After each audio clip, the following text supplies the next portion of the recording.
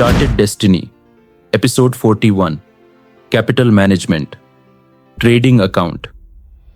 कितना होना चाहिए? प्रॉफिट ट्रेडिंग से नहीं, प्लानिंग से बनता है। और प्लानिंग तब शुरू होती है जब आप कैपिटल को समझने लगते हो। हर बिगिनर का पहला सवाल होता है, कितने पैसों से ट्रेडिंग शुरू करूं? लेकिन असल सवाल ये है, कितना पैसा ट्रेडिंग के लिए सेफ है और कौन सा पैसा कभी यूज नहीं करना चाहिए। आज हम बात करेंगे कैपिटल मैनेजमेंट के असली लॉजिक की, जो आपको लॉन्ग टर्म सेफ बनाता है।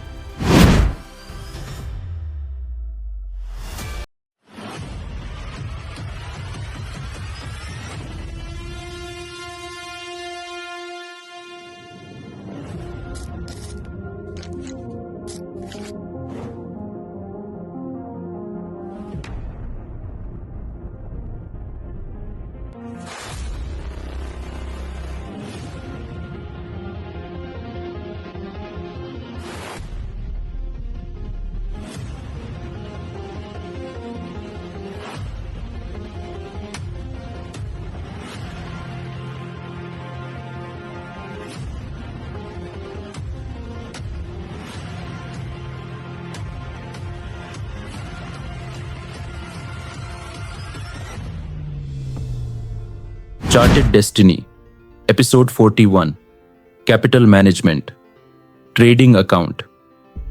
कितना होना चाहिए? प्रॉफिट ट्रेडिंग से नहीं, प्लानिंग से बनता है।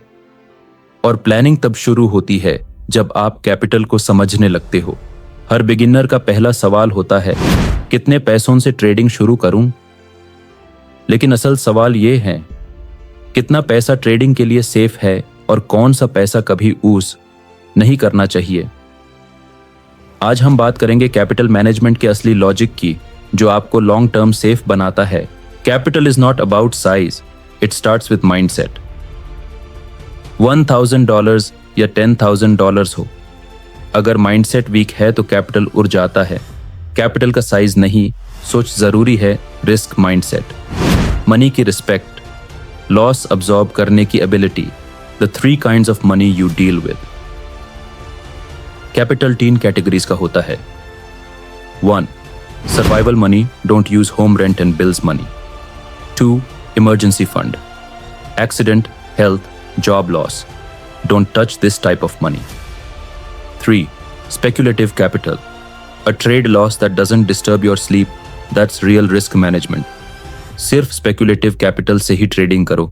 Spot trading capital, ideal range minimum $100 to $300. Perfect for DCA, testing, and habit building. Spot capital, slow but safe learning zone. Futures trading capital. High risk, high leverage. Minimum $500 to $1,000. A capital buffer isn't optional. It's a necessity. But remember, big capital, big position. All in mentality का नुकसान।